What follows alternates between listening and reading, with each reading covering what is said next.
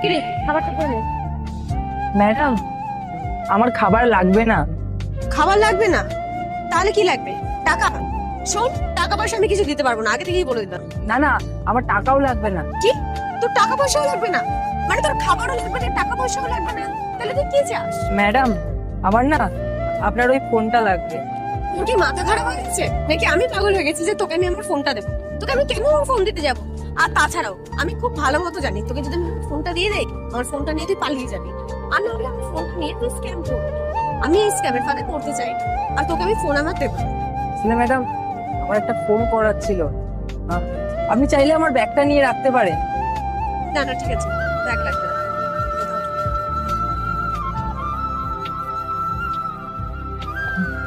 Hello, হ্যাঁ দাদা, আমি তোকে ভাই বলছি, সৌমেন। তুই আমাকে ফোন করেছিস কেন? আমার কোনো ভাই নাই।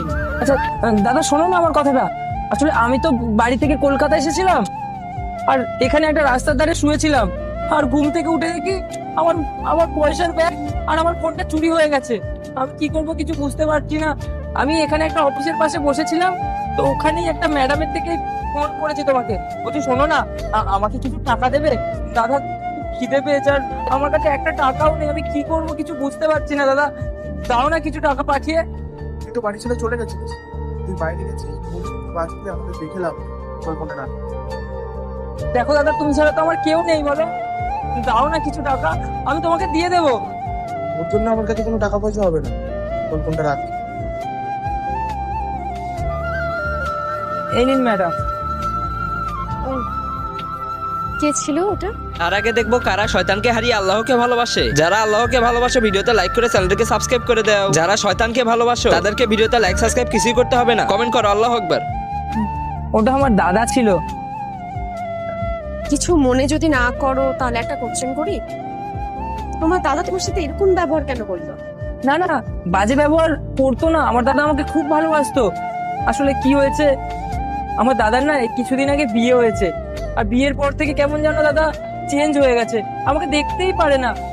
আসলে বৌদি আমার নামে সবসময় কি যে বলে, দেখো আমি কোনো ভুল না করলেও বৌদি আমার নামে খারাপ খারাপ বলে। আর বুঝতেই তো পারছো দাদার বউ দাদাকে যা বলে তাই শোনে, তাই জন্য সব দোষ আমার ঘাড়ে দিয়ে সবসময় ঝগড়া করে।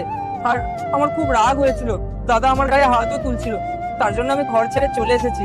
আমি ভাবলাম কলকাতায় গিয়ে কিছু টাকা ইনকাম করব, নিজের মতো থাকবো। আমি শুনেছি এখানে অনেক কাজ বাজ পাওয়া যায়, তাই জন্য রাগ করে চলে এসেছিলাম। আর দেখো আমি রাস্তায় শুয়েছিলাম, আমার ব্যাগটা থেকে কেউ আমার টাকা আর আমার ফোনটা নিয়ে নিয়েছে।